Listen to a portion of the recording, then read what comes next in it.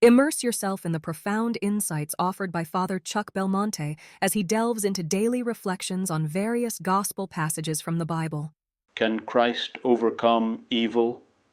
In his first homily as Pope, St. John Paul II explained, "Do not be afraid, open wide the doors for Christ. Peter came to Rome.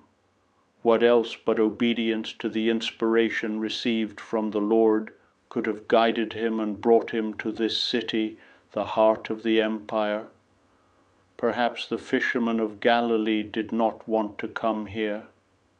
He would have preferred to stay on the shores of the Lake of Gennesaret with his boat and his nets. Yet, guided by the Lord and obedient to his inspiration, he came here. According to an ancient tradition, Peter tried to leave Rome during Nero's persecution. However, the Lord intervened and came to meet him. Peter spoke to him and asked, "Where are you going, Lord?" And the Lord answered him at once, "I am going to Rome to be crucified again." Ashamed, Peter returned to Rome and stayed there until his crucifixion. The Lord came to make us all a kingdom of priests. By the mystery of his power, Christ's mission as priest, prophet, teacher, and king continues in the Church.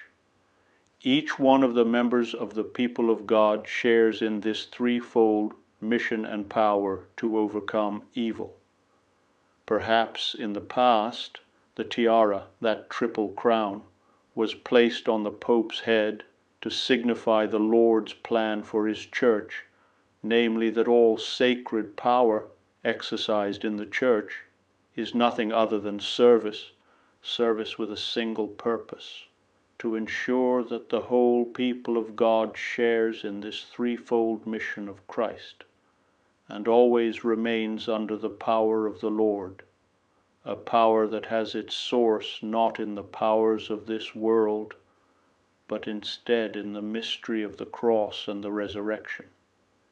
Christ's power does not speak the language of force, but expresses itself in charity and truth.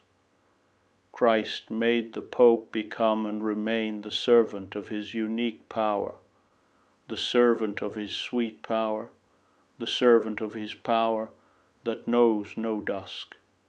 He made the Pope a servant, indeed the servant of his servants. Help the Pope and all those who wish to serve Christ, and with Christ's power serve the human person and the whole of mankind. Do not be afraid.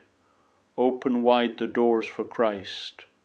To his saving power, open the boundaries of states, economic and political systems, the vast fields of culture, civilization, and development. Do not be afraid.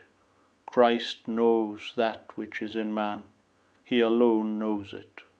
So often today man does not know what is in him, in the depths of his mind and heart. So often he is uncertain about the meaning of his life on this earth. He is assailed by doubt, a doubt that turns into despair. We ask you, therefore, we beg you with humility and trust, let Christ speak to man.